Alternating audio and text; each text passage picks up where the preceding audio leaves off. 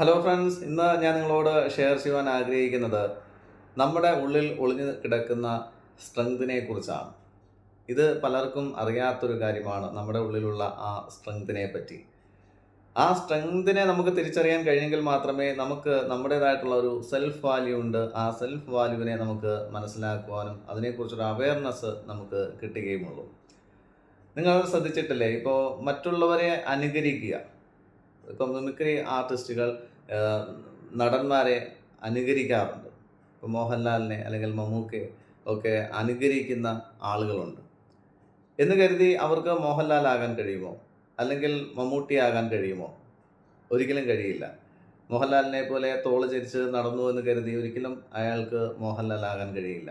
ഇനി മോഹൻലാലിൻ്റെ രൂപസാദൃശ്യം 90% അല്ലെങ്കിൽ 100% കിട്ടിയിട്ടുണ്ടെന്ന് പറഞ്ഞു കഴിഞ്ഞാലും അദ്ദേഹത്തിന് മോഹൻലാൽ എന്ന് പറയുന്ന നടനാകാൻ കഴിയുമോ?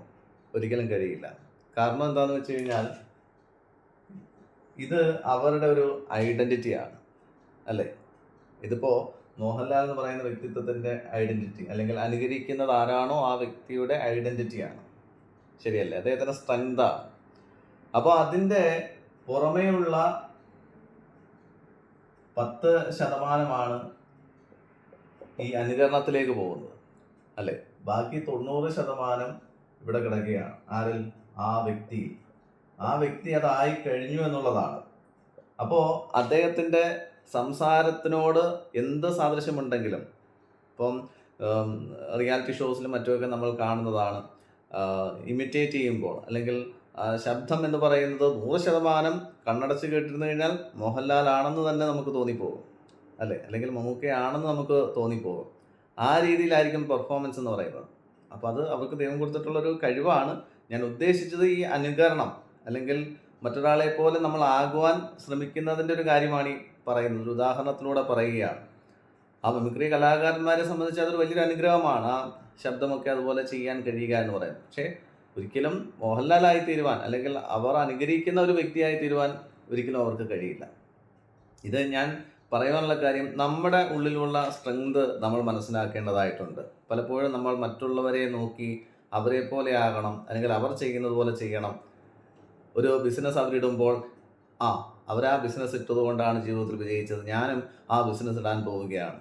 അല്ലെങ്കിൽ അവർ ഇന്ന ജോലി ചെയ്തത് കൊണ്ടാണ് ഇന്ന നിലയിലെത്തിയത്, അല്ലെ? അവരുടെ കുട്ടികൾ നല്ല രീതിയിൽ അവരെ പഠിപ്പിച്ചു, അവർ ഡോക്ടർ ആകുന്നു അല്ലെങ്കിൽ എഞ്ചിനീയർ ആകുന്നു. അല്ലെങ്കിൽ നമ്മുടെ കുട്ടികളെ അതുപോലെ തന്നെ എഞ്ചിനീയർ ആക്കുക അല്ലെങ്കിൽ ഡോക്ടർ ആക്കുക. അങ്ങനെയല്ല, അവരുടെ ടാലൻ്റ് അനുസരിച്ച് തന്നെ മുന്നോട്ട് കൊണ്ടുപോവുക.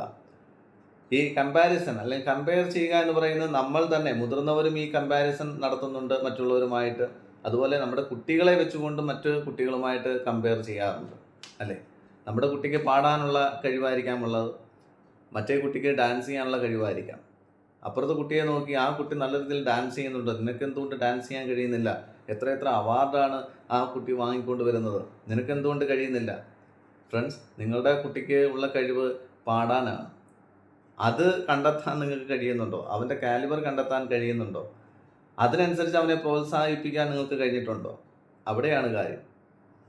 അതും നമ്മുടെ സെൽഫ് മോട്ടിവേഷനിലേക്ക് വരുമ്പോൾ നമുക്കെന്ത് കഴിവാണുള്ളത്, നമ്മുടെ സ്ട്രെങ്ത് എന്താണ്, ആ സ്ട്രെങ്തിനെ നമുക്ക് തിരിച്ചറിയുവാൻ കഴിയണം.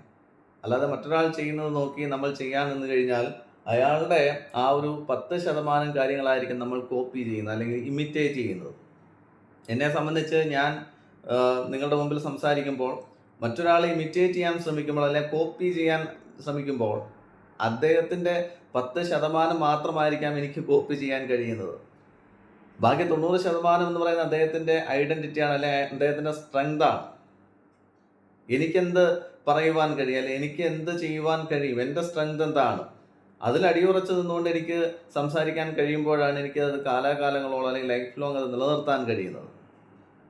അപ്പോൾ നമ്മുടെ സ്ട്രെങ്തിനെ നമ്മൾ തിരിച്ചറിയേണ്ടതായിട്ടുണ്ട്. എന്ത് ചെയ്തു കഴിഞ്ഞാൽ എനിക്ക് മുന്നോട്ട് പോകുവാൻ കഴിയും, എന്ത് ചെയ്തു കഴിഞ്ഞാൽ എനിക്ക് പണം സമ്പാദിക്കുവാൻ കഴിയും, എന്ത് ചെയ്തു കഴിഞ്ഞാൽ ഞാൻ ആഗ്രഹിക്കുന്ന ഒരു അപ്രീസിയേഷൻ അല്ലെങ്കിൽ റെസ്പെക്റ്റ് എനിക്ക് കിട്ടും.